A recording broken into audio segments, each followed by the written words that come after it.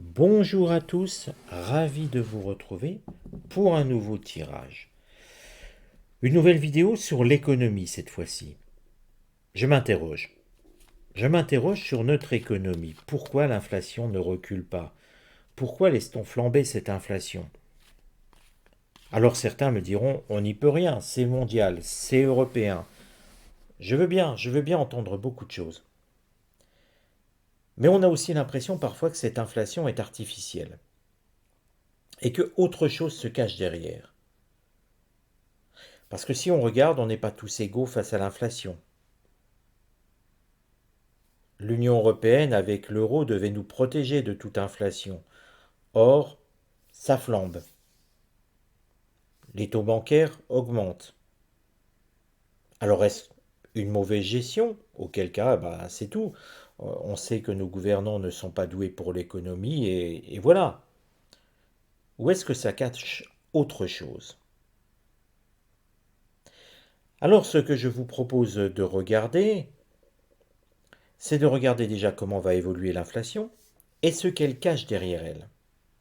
Mais avant toute chose, je vous rappelle que notre ministre de l'économie, notre cher Bruno Le Maire, a fait un geste en disant les vendeurs de carburant, les grandes surfaces, pourront vendre l'essence, le gasoil, à perte.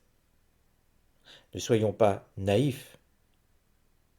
Si demain les grandes surfaces vendent le carburant moitié prix, il faudra bien que l'argent qu'ils perdent, ils le récupèrent quelque part sur le prix des pâtes, du riz, sur le prix de la viande. De toute manière, ce qui vous sera donné d'un côté vous sera retiré de l'autre. Là-dessus, ne vous faites aucune illusion, je pense que vous l'avez bien compris. Je vous encourage à regarder sous la vidéo les partenaires Natural Mystic Shop et Clé Dorée. Allez voir, soyez curieux, faites preuve de curiosité, allez voir ce qu'ils proposent. Et moi, en attendant, je vais regarder comment va évoluer l'inflation en France sur 2024.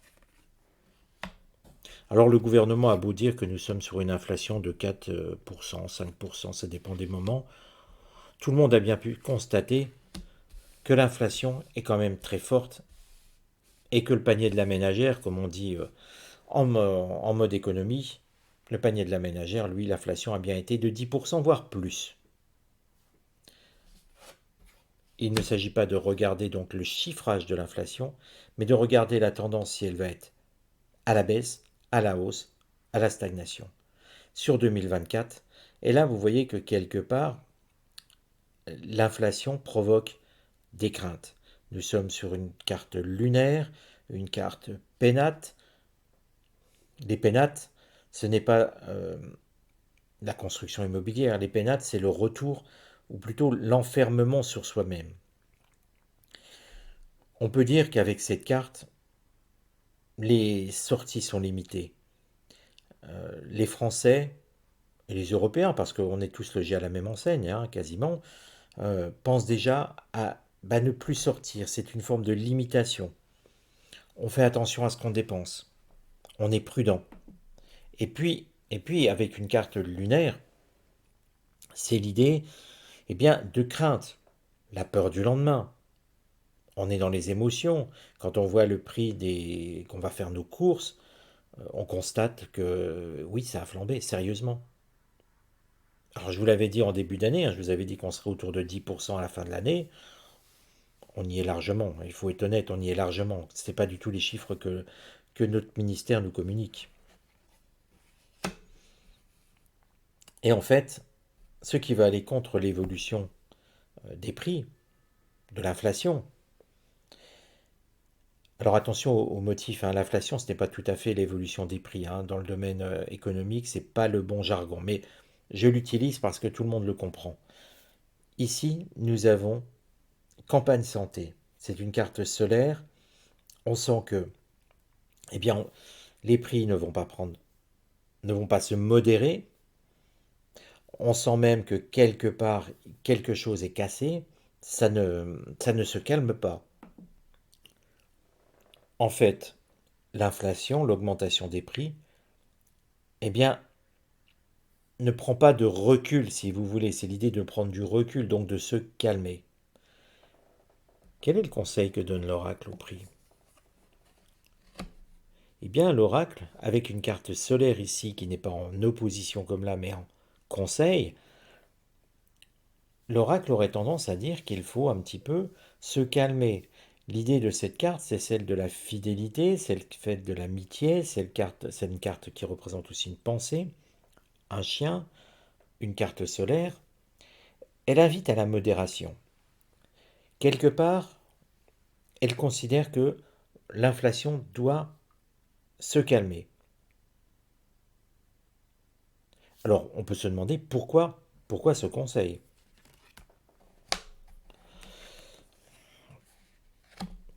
Alors, vous voyez, c'est intéressant parce que finalement, on aurait pu penser, sur le coup, je me suis demandé si on ne verrait pas tout le monde dans la rue, si finalement l'inflation continuait, enfin l'augmentation des prix continuait à flamber. Non, mais par contre, on pourrait assister, surprise, à une déflation. C'est-à-dire qu'en fait, les peuples européens, français et européens, pourraient commencer à freiner tellement leurs dépenses, ça serait qu'on assisterait à des économies, des placements sur le livret A ou sur ce que vous voulez, euh, et tout le monde freinerait instinctivement toutes ces dépenses. Alors bien sûr, certains vont me dire, oui, mais nous, on a déjà freiné, on est en mode privation. Je l'entends, mais là, on parlerait de toute la population. Toute la population arrêterait de consommer. Imaginez le chaos le plus total si demain, pendant 6 mois, la population ne consomme plus grand-chose. Plus de papier toilette, plus de pâtes, que chacun vit de ce qu'il peut, plus d'achat de meubles, plus d'achat de voitures, plus de circulation en voiture. Bref, que chacun se limite, mais plus qu'au strict minimum. On ne se chauffe plus. Vous allez me dire, c'est intenable. Oui, c'est vrai, je le comprends tout à fait. Mais imaginez dans l'économie, on n'assisterait plus à non plus une inflation, une augmentation des prix, mais là, ce serait tout le contraire. Nous aurions des fabricants, des fournisseurs qui auraient des stocks à ne plus savoir qu'en faire. Il faudrait bien s'en débarrasser. Et donc forcément, les prix chuteraient vers le bas. Et ce serait totalement la déflation. Parce que, oui, sur l'alimentation, il faut bien manger. Mais sur les vêtements. Et si pendant un an, les Français n'achetaient plus aucun vêtement? Plus aucun vêtement nouveau. Imaginez ce qui se passerait. Et si pendant un an, plus aucun Français n'achetait une voiture, quelle que soit la marque, plus aucun vélo, et que le seul budget servirait à manger, au minimum, et servirait pour se chauffer, mais à un strict minimum. Imaginez un tout petit peu ça. Que feraient les distributeurs, les fabricants? Faillite pour certains et pour d'autres. Ils seraient obligés de brader ce qu'ils ont. Et l'économie entière serait tirée vers le bas. Déflation, baisse des prix vertigineuse et surtout, malheureusement, le chômage apparaîtrait.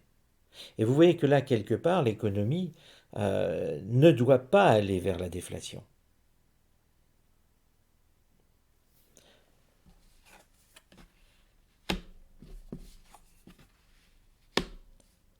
Alors, déflation, il n'y en aura pas. Au contraire, l'économie va continuer à s'emballer. On va continuer à faire beaucoup d'effets d'annonce parce que vous voyez, ici, nous avons la carte pour parler. Mars, c'est l'action. Donc, on va beaucoup parler. Beaucoup parler de. On va faire des coups de pub, des coups de com'. On va accuser les distributeurs de vendre l'essence trop chère. Mais on sent bien que de toute manière, quand ils achètent 1 euro et s'ils le vendent 1 euro, ils ne gagnent pas d'argent. S'ils le vendent 80 centimes, il va falloir récupérer l'argent quelque part. N'oublions pas que l'État perçoit 60% des taxes sur l'essence, sur le gasoil, sur les carburants. Ne soyons pas naïfs. Je ne défends pas la grande distribution, mais ne soyons pas naïfs, ils ne sont pas responsables de tout. Donc cette inflation, elle va continuer. Je dirais plutôt à augmenter, mais légèrement, très légèrement. On est presque sur un plateau, je dirais, qu'on va atteindre et qui va être finalement maintenu. Je vous rappelle quand même qu'on a connu des moments où l'inflation, l'augmentation des prix était à plus de 10% en France, autour des années 80 si j'ai bonne mémoire. Et il y a encore quelques années, on avait une inflation dite à 4-5%. C'est vrai qu'on s'est habitué à ce que l'argent ne coûte rien. C'était à 0%.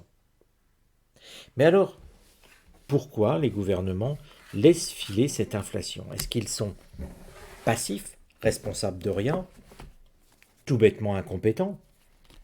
Ou est-ce que ça cache quelque chose? Que cache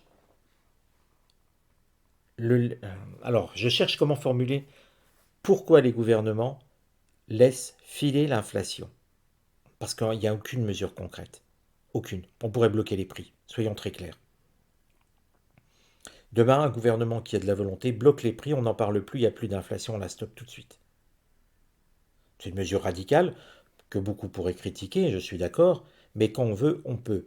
Le gouvernement nous a imposé la réforme des retraites, il a été contre ce que voulait la rue.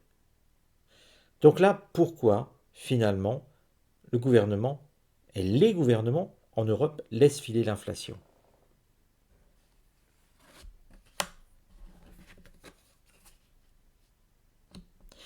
Alors, avec l'étoile de l'homme, c'est une volonté. C'est une volonté des dirigeants. Mais pourquoi cette volonté? Que cache cette volonté? Avec une carte jupitérienne, on vise le long terme, on vise l'expansion, et on vise de maintenir finalement une inflation autour de ce qu'elle est actuellement. En fait, cette inflation, pour l'instant, leur rend service. Alors me direz-vous, pourquoi l'inflation rendrait service au gouvernement? Et là, si on y réfléchit un tout petit peu, je vous ai toujours parlé de voyance holistique. On se détache maintenant des cartes. On prend ce que les cartes nous ont dit. Volonté des gouvernants, parce que finalement, le fait d'avoir de l'inflation, en ce moment, quelque part, ça les arrange bien, ça les attire. Alors, je ne suis pas professeur d'économie, mais j'ai quand même quelques notions. Euh, et vous voyez, c'est pour ça que la voyance, d'une manière holistique, est intéressante. On ne balance pas des choses sans donner une explication derrière. Si je vous disais, voilà, ça les arrange bien d'avoir une inflation à 4%, 5%, 6%, 7%, 10%, vous allez me dire, oui, mais pourquoi? Et je ne vous aurais pas répondu. Pour faire, il suffit de voir un petit peu l'économie. Je vais prendre un exemple tout simple. En 2020, je vais donner des chiffres qui sont ronds pour que le calcul soit plus simple. Vous avez une inflation à zéro. Vous empruntez à votre banque 100. 100 en 2020, c'est toujours 100 en 2021 avec une inflation à zéro. Donc vous avez remboursé une partie en 2020, une partie en 2021, et sur 2022, eh bien vous êtes toujours à 0%, donc vous deviez toujours 100, vous avez ce que vous avez rendu, et on est constant dans les sommes. Mais si on emprunte avec une inflation à 10%, vous aviez emprunté 100. Eh bien, quand vous avez 10%, je vais arrondir, c'est pas tout à fait vrai ce que je dis, mais c'est presque ça. Un an plus tard, vous enlevez de vos 100, 10%, il reste 91. Vous n'avez plus que 91 à rembourser sans avoir versé la moindre somme. 2 ans plus tard, ça vaut plus que 82.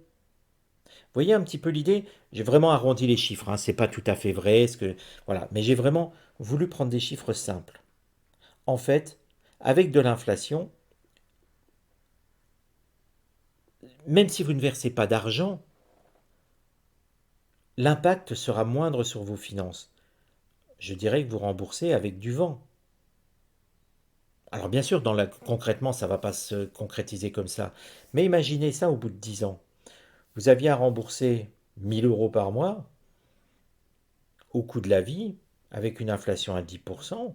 Vous avez certes remboursé pendant 10 ans, mais vos 1 000 € que vous aviez empruntés, il vous en reste encore beaucoup à rembourser, hein. Mettons qu'il vous en reste encore 700.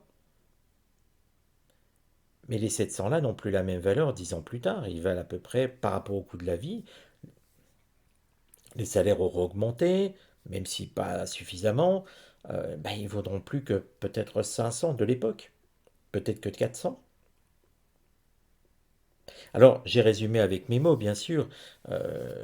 Des économistes, par exemple, comme Charles Gave, sont capables de vous expliquer ça beaucoup mieux que moi et avec des chiffres plus concrets. Mais vous voyez l'idée. Et là, pourquoi je vous ai fait ce sujet? Parce que j'ai une abonnée qui m'a écrit en me disant justement pourquoi l'inflation est-elle importante? Pourquoi l'inflation monte-t-elle? Et puis elle me dit aussi, est-ce que la France va un jour rembourser sa dette? Et vous voyez où je veux venir. Tous les pays européens quasiment sont endettés, à des niveaux différents, mais en France on est bien lotis sur ça. Eh bien en fait c'est une manière artificielle de faire baisser notre dette. On sait très bien que la France ne pourra jamais rembourser tout ce qu'elle doit. Mais faire baisser la dette, c'est faisable, de manière artificielle. Elle a emprunté sur les marchés à... Alors c'est des emprunts à plus court terme, hein, nous ne sommes pas sur des 20 ans, quoi qu'il doit en avoir peut-être dedans. Euh, la France emprunte sur les marchés, mais certaines dettes, bah, 1 an ou 2 ans plus tard, valent moindre. Réfléchissez à ça.